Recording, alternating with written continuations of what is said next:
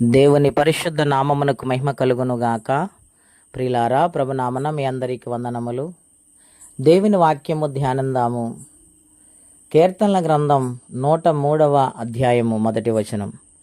నా ప్రాణమా యెహోవాను సన్నుతించుము, నా అంతరంగమునున్న సమస్తమా ఆయన పరిశుద్ధ నామమును సన్నుతించుము. నా ప్రాణమా యెహోవాను సన్నుతించుము, ఆయన చేసిన ఉపకారములలో దేనిని మరువకము. ప్రియమైన దేవుని బిడ్డలారా, పరిశుద్ధాత్మ దేవుడు ఈ ఉదయకాల సమయంలో మాట్లాడుచున్నారు. ఈ మహావిశ్రాంతి దినము, ఈ పునరుత్థాన ఆరాధనలో ప్రతి ఒక్కరూ ప్రార్థనాపూర్వకంగా ఆయన ఘనపరచాలి.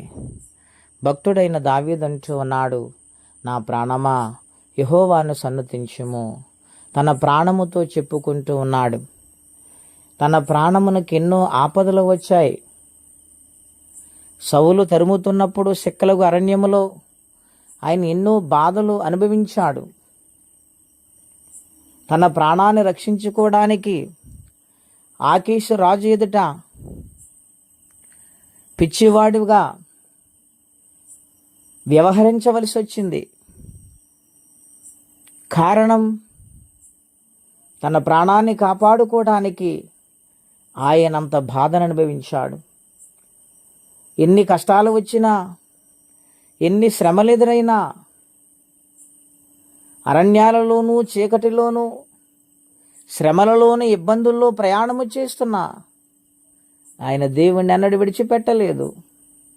దేవుడు తప్ప నాకు వేరే దిక్కు లేదు, నన్ను కాపాడేది ఆయనే, నా ప్రాణమును కాపాడేది ఆయనే అని దేవుని మీద ఆధారపడి జీవించాడు. ఆయన శ్రమల నుండి విడిపించబడిన తరువాత ఇశ్రాయేలు దేశములో ఆయన ఉన్నతమైన స్థానాన్ని రాజుగా దేవుడు అనుగ్రహించినప్పుడు తన ప్రాణంను గూర్చి చెప్పుకుంటూ ఉన్నాడు. ఆయన చేసిన ఉపకారములలో దేనిని మరువవద్దు. ప్రియులారి, నాటి దినాలు అనేక మంది మానవులు మనం చూస్తూ ఉంటాం. ఒక స్థితికి వచ్చినప్పుడు, ఒక స్థాయికి వచ్చినప్పుడు వారి గతకాలాన్ని మర్చిపోతూ ఉంటారు. కృతజ్ఞత లేని వారిగా ఉంటారు. అదేమాత్రం మంచిది కాదండి. ఆనాడు కాపాడింది ఆయనే, ఈనాడు నడిపిస్తుంది కూడా ఆయనే కదా. గనుక ప్రతి విషయములో నమ్మకత్వం కలిగి బ్రతకాలి. దావీదు రాజంతటి వాడే తన ప్రాణంను గూర్చి దేవుని సన్నిధిలో ఎంతగా స్తుతిస్తున్నాడు.